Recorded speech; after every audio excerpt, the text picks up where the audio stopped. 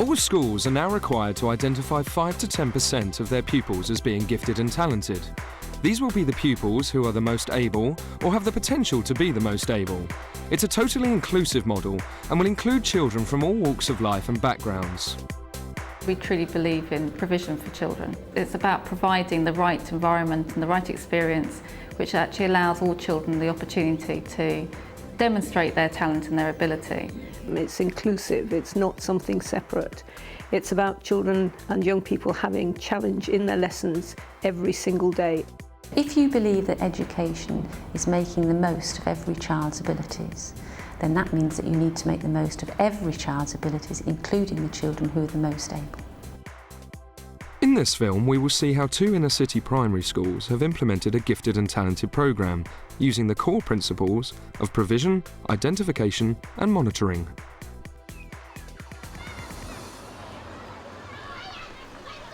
Christchurch Primary is a one-form entry school in East London.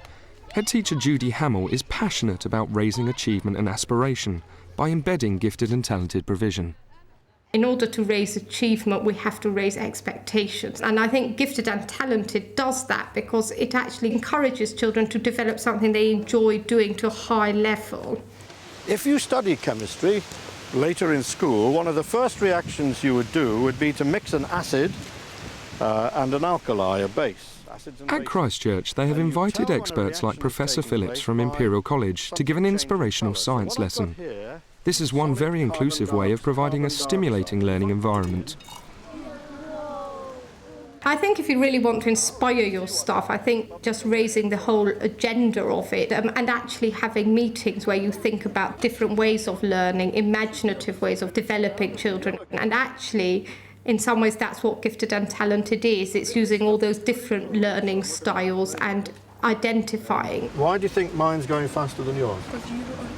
Because I mixed it better, because I've done it before and you haven't.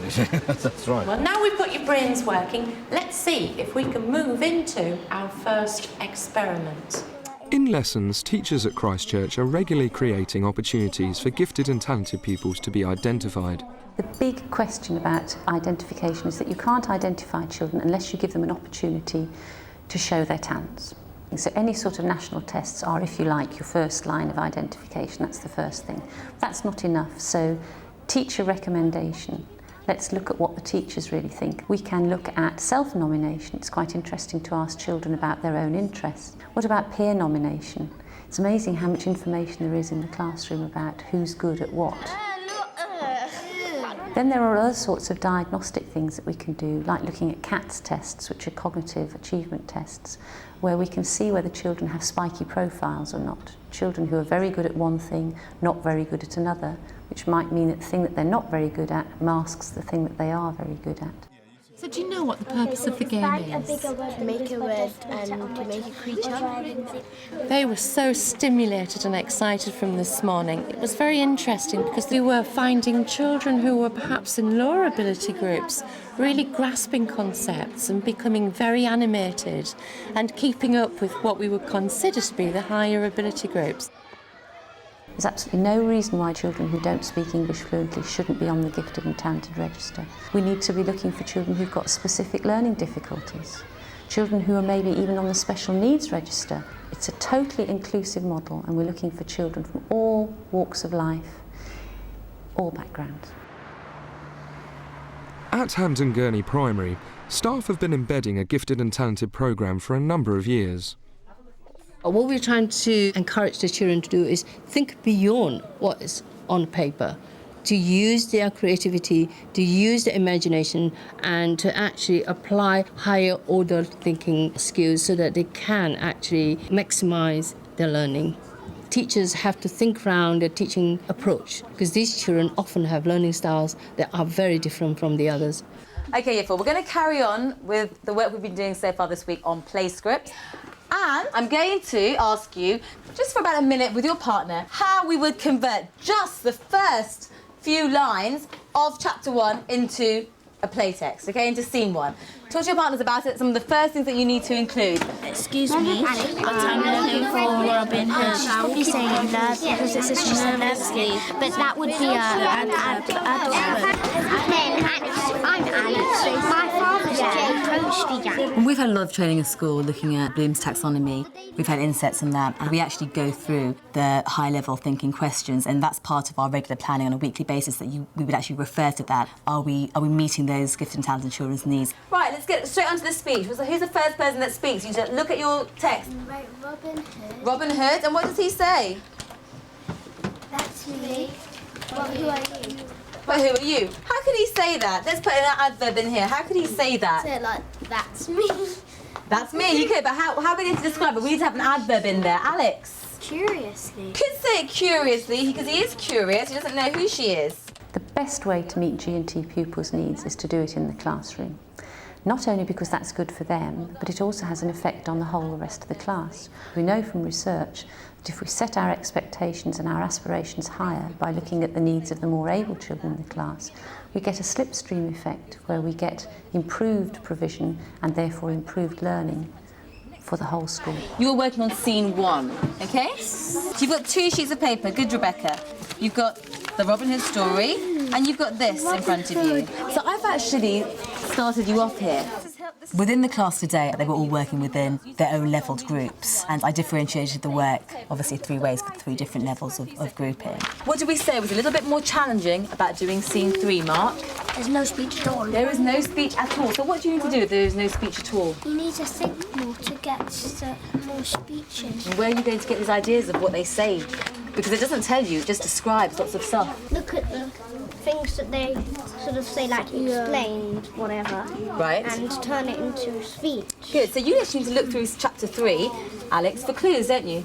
I hadn't specifically modelled that work in class. Sometimes if I want to stretch them a lot, I actually on purposely do that. I won't model too much what their task will be, so that they've got some kind of understanding, but essentially it's driven themselves, and they have to almost motivate themselves to find those answers and search for how they're going to meet the objective. Enter Robin and John. Lazily. That was a delicious cake. Well, if it wasn't for you with your big hands, we wouldn't have got it in time.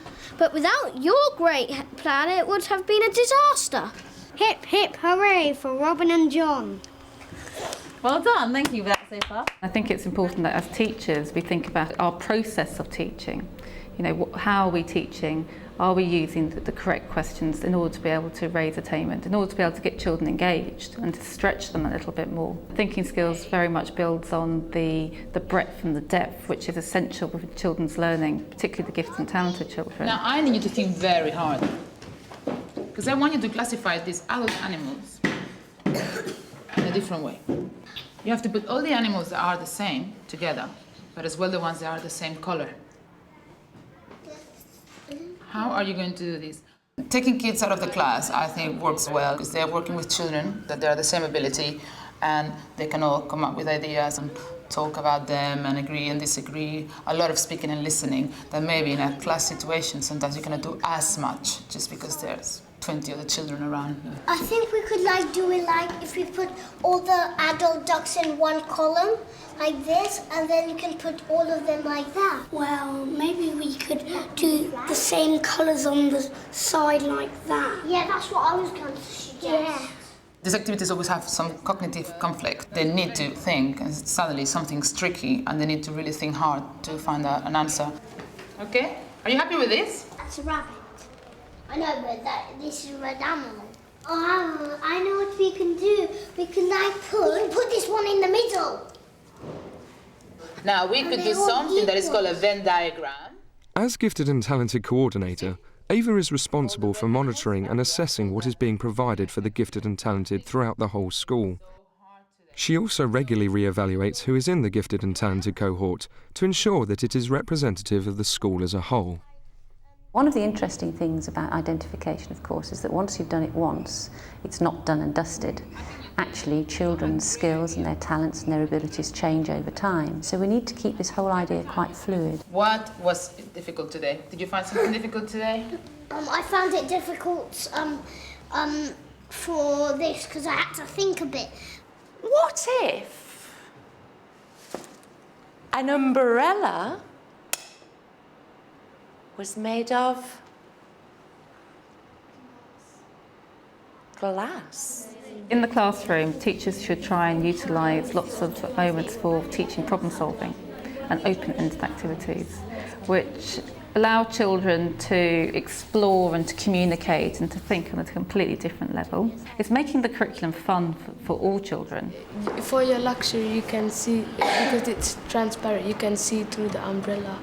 Questioning skills are a core tool that I use under the teachers in the school to help children develop their thinking skills and be independent in coming up with the answers for themselves. If it was hailstorm raining, then the glass would break. Because it is fragile. Good girl.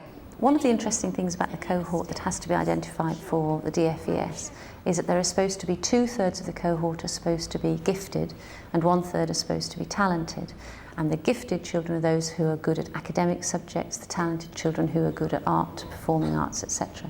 The interesting thing, of course, is that there are a significant number of children who would be in both. You need to look at all sets of abilities, both the academic and the non-academic. You now have 1 minute to look at what I've put out for you and to draw it, Tanbir, without looking down. Halima, not allowed to look down. Are you ready? Go. Don't look down, don't look down. As art coordinator, I'm trying to stretch children's imaginations and abilities. I don't want them to just be able to copy a picture out. I want them to be really thinking and able to have a bit more freedom and just sort of keep the lesson flowing, keep the drawing, coming. Keep looking, Abid. Really look hard. What can you see? What are the shapes? I think in any school you have teachers who are very skilled in different areas, and it's allowing teachers to actually be free about that, to actually develop their skills and develop the skills of the children. I want you to just choose one thing, one part of what we can see here, and I would like you to try and do what I've just done and try and draw what you can see inside, and we call that a negative shape. Even though it was a really difficult concept for them to grasp, I think it was still valuable because I think most children by the end of the lesson they had got something out of it and they had realised what I was talking about and they had got the idea of negative shapes and you could see it on the paper. You can see that she hasn't drawn the ladder. Something shows you that she's been drawing the spaces inside the ladder. Ali? I think obviously subjects like art and science to some extent and maths sort of transcend different languages. So it's looking out for those children, not just the children that actually can speak the most clearly in English. There's a natural cycle that schools go through when they're looking at G&T provision. If they have this general conversation first so that they get a clear idea of what a definition is of gifted and talented, then that helps them to identify who the gifted and talented children are, and then they start providing for them. But the thing is, the better that they get about providing for them, the better they get at identifying able pupils. So we start getting this positive cycle of identifying able pupils, providing for them, which helps us to identify even more.